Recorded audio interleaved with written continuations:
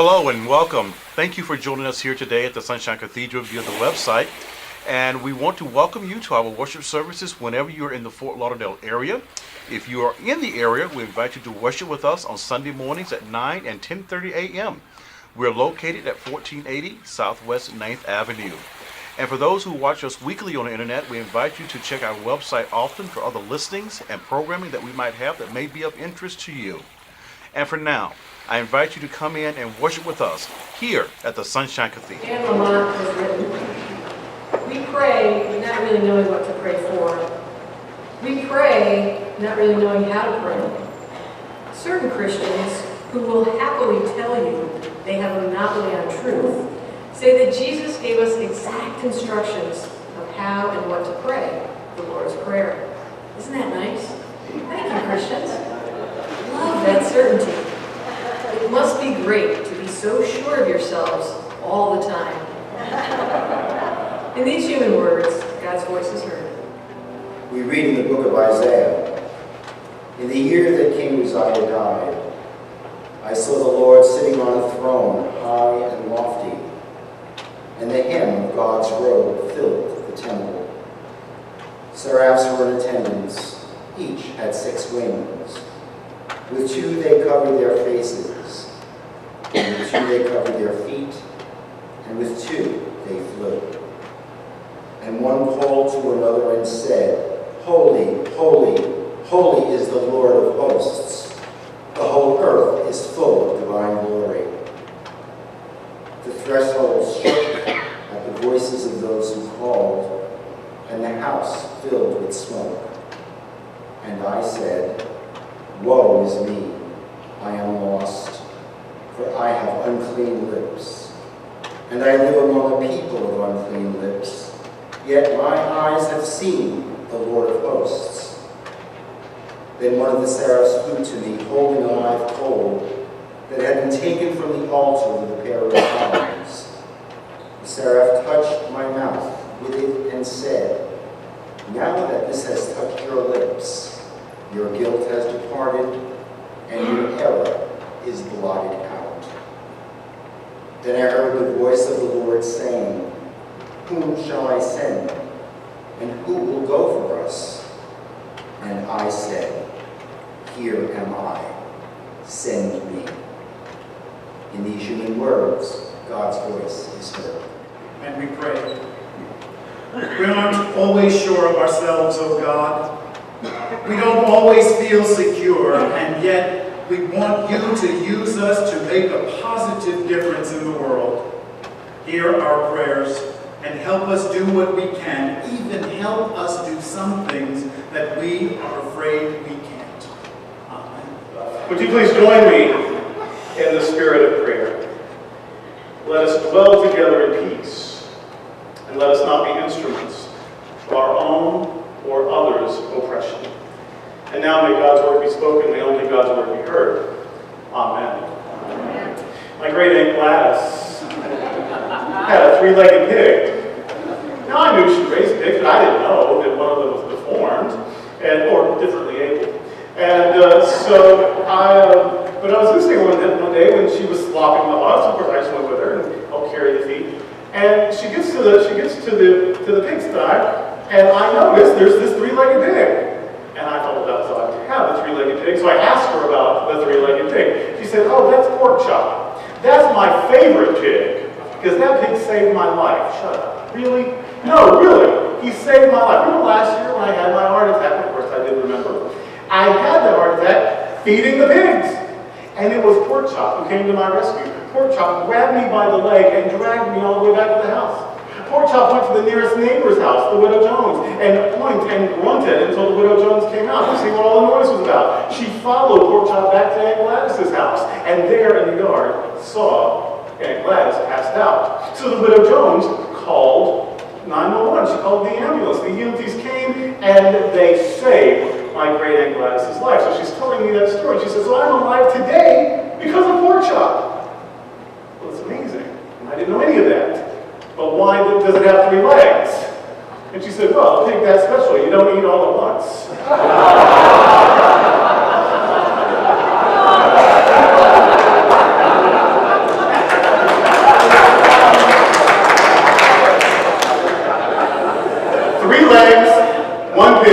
That's your Trinity story. That's what I'm saying. All right. It is Trinity Sunday. The doctrine of the Trinity wasn't codified until 3 centuries after Jesus' death. So it's been with us a long time, but it kind of came late to the party. As a doctrine, there's not really a strong biblical case for it. In fact, Rocco Americo once said God learned about the Trinity in 325 AD, the year that it was codified. So, wow. See, it played differently at 9 o'clock. You just gotta see who the Rome is. 9 o'clock, they laughed at the pig, not so much at the Trinity. But see, different group at 10:30. Different group at 10:30. So in any case, I won't really be talking about the doctrine of the Trinity today, even though it's Trinity Sunday. If the doctrine is something you embrace, it gives you hope, it gives you courage, it gives you peace, please hold on to it, celebrate it, and continue to bless you.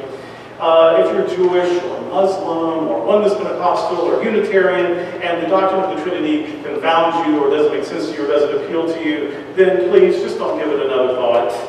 In the cafeteria of religious delicacies, we are each free to take what delights us and allows others to feast on what they crave.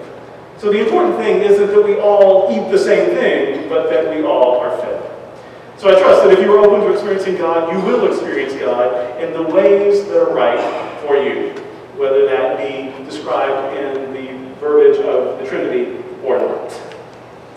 Now, Isaiah had a powerful experience of God.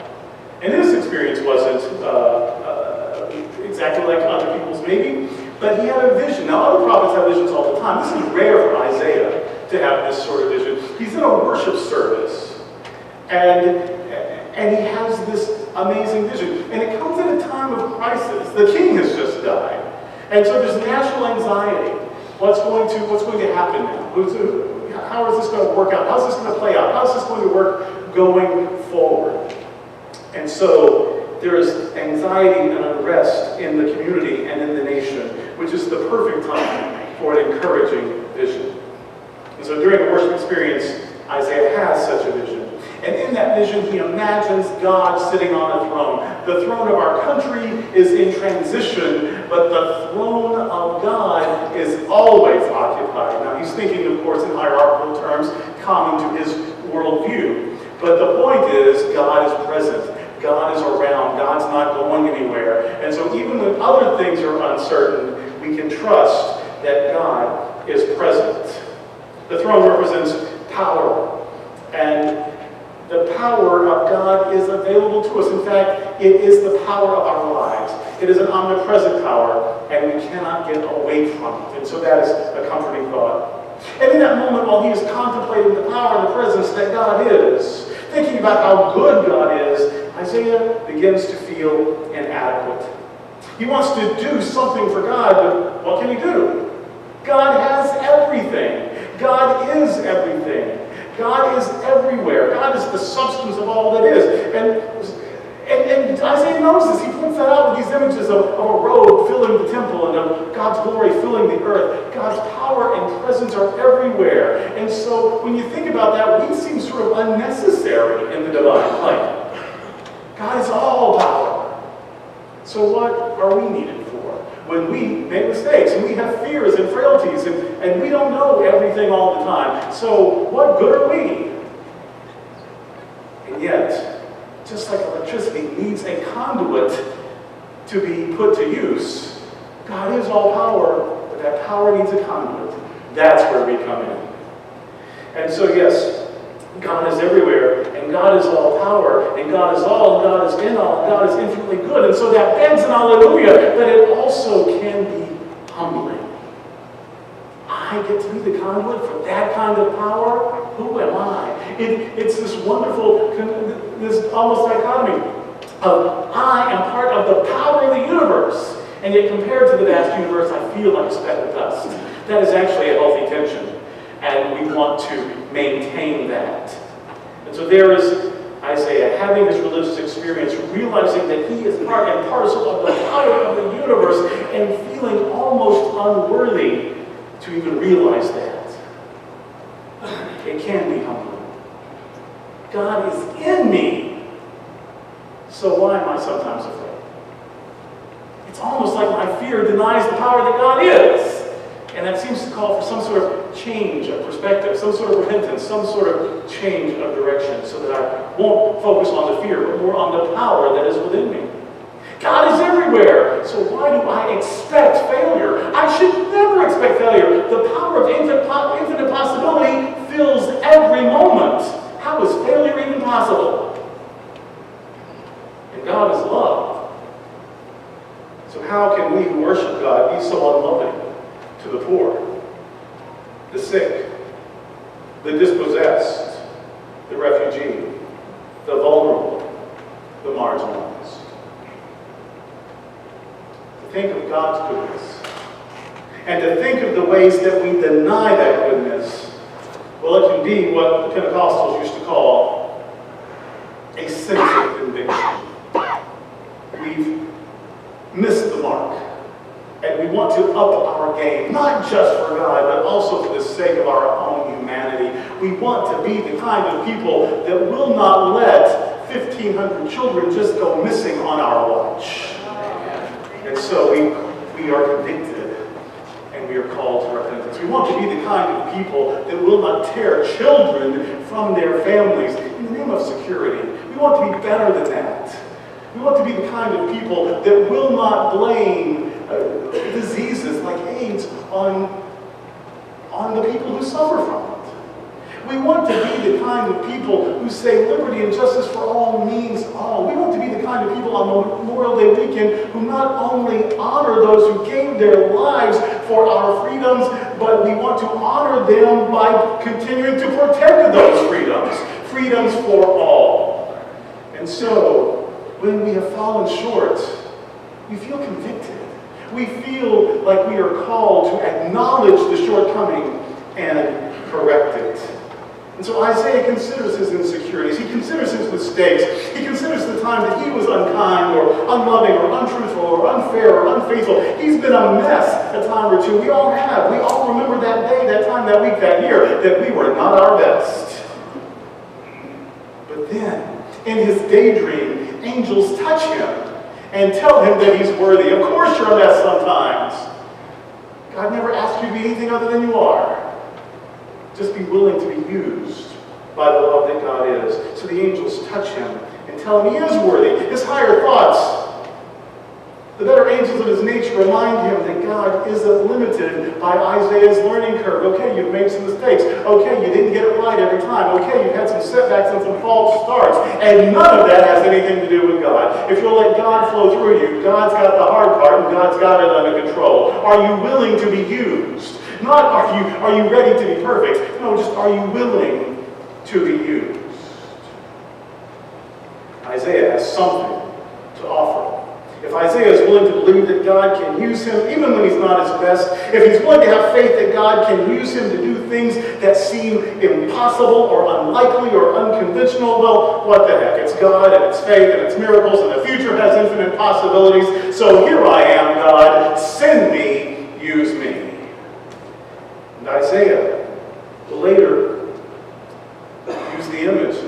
In his prophecy, he will use this image of a burnt stump, a cut down tree, a burnt stump. And from that stump, a shoot will grow, a tender green shoot will emerge, showing that it's never hopeless. It's never too late. Isn't that the resurrection message? Golgotha sucks, but it's not the end of the story. Isn't that the Pentecost message? We were afraid and hiding and frozen with despair, but we got a second wind and conquered our fears and took the world by storm. We took real risk. We went out there and did things that others said were unwise, but we trusted, we had faith, and miracles followed. Isn't that the Jesus story?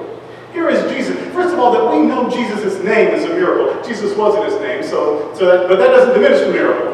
That we know who he was and talk about him and think about him is a miracle. Because who was he? His mother, not yet married, is pregnant with him, and the father isn't her fiancé. His story starts out as a scandal.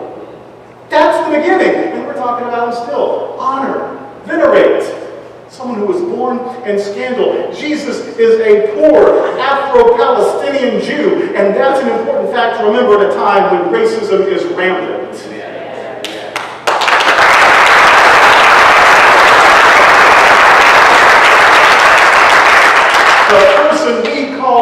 Lord was neither Irish nor Norwegian. The Irish people say, are you sure?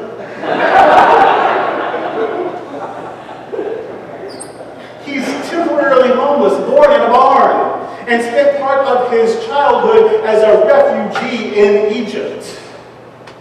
His life was ended when he was executed by the state as an insurrectionist, a criminal, born in scandal, living part of his life as a refugee, executed by the state.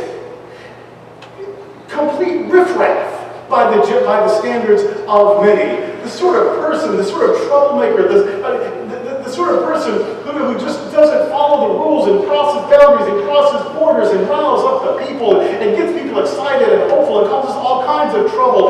Leaders probably called him and his ilk dogs and treated them like that. And yet that is who we call Lord. Every time we say the Lord's Prayer, we should think about what it is that we're saying. That we are using the words of a criminal, born in scandal, a refugee, a homeless person, persons that we either judge harshly or all out ignore in our own lives, and that is our Lord. So the next time that we feel uncomfortable or revulsion around such a person, we should look at them and silently say, "Forgive me, Lord."